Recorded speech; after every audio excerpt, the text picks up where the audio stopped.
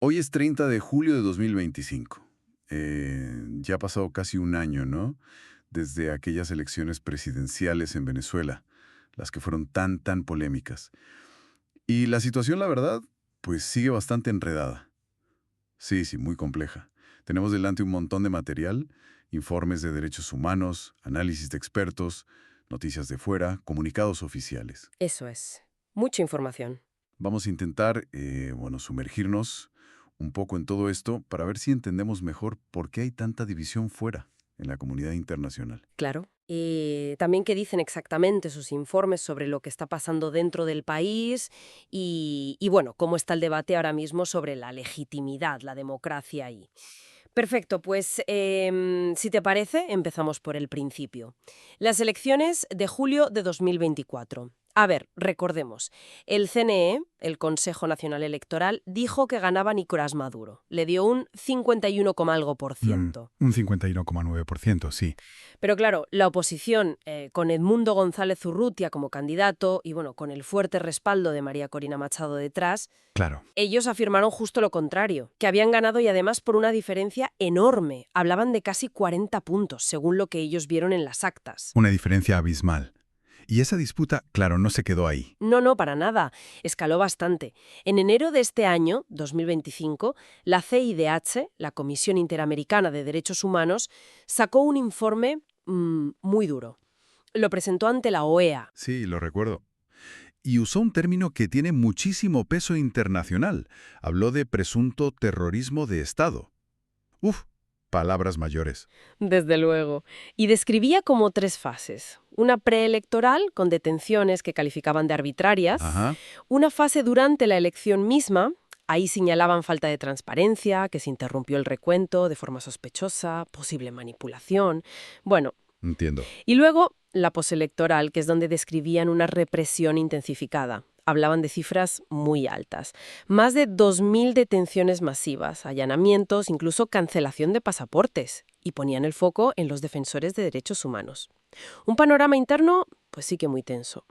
Y además, luego vino la convocatoria de elecciones legislativas y regionales en mayo de este año. ¿Cómo se interpretó eso? ¿Añadió más leña al fuego?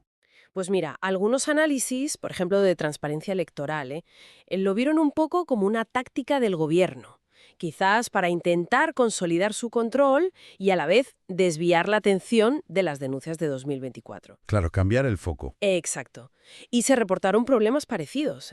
Poca transparencia, decían que el registro electoral estaba cerrado, manipulación de partidos, falta de auditorías claras, resultados como muy opacos y con mucha abstención. Mucha gente no fue a votar. Eso es. Y esto además volvió a dividir a la oposición. Unos llamaban a no participar, otros sí, mientras seguían las denuncias de persecución a figuras opositoras, aunque la Fiscalía, negaba órdenes de arresto específicas, pero sí lanzaba advertencias contra llamadas a la violencia y demás. Y toda esta situación interna tan cargada, lógicamente, rebotó fuera. Pero las reacciones internacionales no fueron nada uniformes, ¿verdad? Hubo división. Nada uniformes, ¿no? Una fractura clarísima. Por un lado, tenías una exigencia muy amplia de transparencia. Muchos países. Estados Unidos, la Unión Europea, el G7, vecinos latinoamericanos importantes como Brasil, Colombia, Chile, Argentina, México, casi todos pidiendo lo mismo. Sí, pidiendo ver las actas detalladas, permitir una verificación independiente. Que se aclarase qué pasó realmente con los votos. Pero por otro lado, estaban los apoyos explícitos a Maduro, al resultado que dio el CNE. Exacto. Ahí tienes a Rusia, China, Irán, Cuba, Nicaragua, Turquía, Bolivia, Honduras. Bueno, unos cuantos. Reconocieron rápidamente la victoria anunciada por el CNE. El apoyo de Rusia y China, además, muy firme. Y en el lado contrario, En el lado contrario, un bloque también muy numeroso que rechazó esos resultados o como mínimo los cuestionó muy seriamente. Ahí está Estados Unidos, Perú, que fue el primero en reconocer a González Urrutia, de hecho, así es, ¿verdad? Argentina, Ecuador, Costa Rica, que incluso ofreció asilo, Panamá, que retiró diplomáticos, Canadá, Reino Unido, Alemania, Francia, Italia, muchos países de la UE. Y Venezuela respondió a algunos de ellos rompiendo relaciones, ¿no? Sí, con algunos rompió relaciones diplomáticas directamente. Hemos visto declaraciones muy fuertes. Recuerdo al presidente Bukele de El Salvador que habló directamente de fraude. Sí, fue muy directo. Y la Unión Europea con Borrell insistiendo en ver las actas, lo que provocó una respuesta muy dura de Maduro contra la UE. Sí. Y a nivel de organismos internacionales, pues fue significativo. En la OEA, por ejemplo, se intentó sacar una resolución para exigir las actas, pero no prosperó. ¿Por qué? Hubo abstenciones importantes como las de Brasil, Colombia, México, y luego un panel de expertos de la ONU también sacó un informe diciendo que al proceso le faltó integridad y transparencia. Vale. Y no podemos olvidar al Grupo de Lima. Aunque ya no esté tan activo como antes. Su postura histórica fue buscar una solución pacífica, denunciar ante la Corte Penal Internacional, pero siempre rechazando una intervención militar. Exacto, esa fue su línea. Y en todo este tablero tan complejo hay otra pieza fundamental, las sanciones, sobre todo las de Estados Unidos. ¿Cómo funcionan? ¿Qué presión ejercen? Pues sí, son una herramienta clave de la política exterior estadounidense en este caso. Y se han intensificado. En mayo de este año, 2025, vimos una nueva ronda importante. ¿A quién afectaron? Sancionaron a 21 altos funcionarios venezolanos. Había ministros, jefes de seguridad. Estas medidas las gestiona la OFAC, que es la Oficina de Control de Activos Extranjeros de EU. ¿Y qué implican exactamente? Pues básicamente bloqueo de bienes que puedan tener en Estados Unidos, prohibición de hacer transacciones financieras a través del sistema estadounidense y restricciones de visado para entrar a EU. Entiendo. Y no son pocos, ¿eh? Según las fuentes, ya hay más de 150 personas y unas 100 entidades venezolanas sancionadas por EU bajo acusaciones de represión, corrupción, manipulación electoral. Y la pregunta clave es, ¿se nota el impacto de estas sanciones en la práctica?